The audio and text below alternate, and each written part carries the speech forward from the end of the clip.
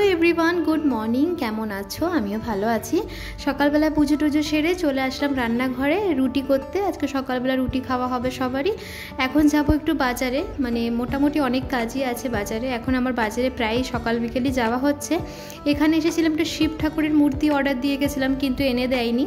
তারপরে গেছিলাম একটা রঙের দোকানে। আমাদের রান্নাঘরের মানে জানলাটা না রঙ উঠে গেছে, সেটাই রঙ করবো, মানে আমি নিজেই রঙ করব। তারপরে গেছিলাম ওই দাদার দোকানে শাড়ি দেখতে, মানে আমার মামিদের জন্য সবার জন্য শাড়ি আর পুচুর জন্য জামা দেখতে গেছিলাম। তো কোন শাড়িটা নিয়েছি সেটা একটা আলাদা ব্লগ করব। কি কি নিয়েছি না নিয়েছি এখনও আমাদের কেনাকাটি শুরু হয়নি। তো এই যে আমি আমার হাতের কাজ দেখানো শুরু করে দিয়েছি। রান্নাঘরের জানলা রং করছিলাম দুপুরবেলা খাওয়া দাওয়া করার পরেই। এগুলো জানো তো, আবার একটা জানলা ছোট জানলার জন্য আবার মিস্ত্রি ডাকো, এগুলো হাতেই করে নেওয়া যায় জানো তো। আমি অনেকগুলোই আমাদের বাড়ির জানলা আমি নিজেই করেছি।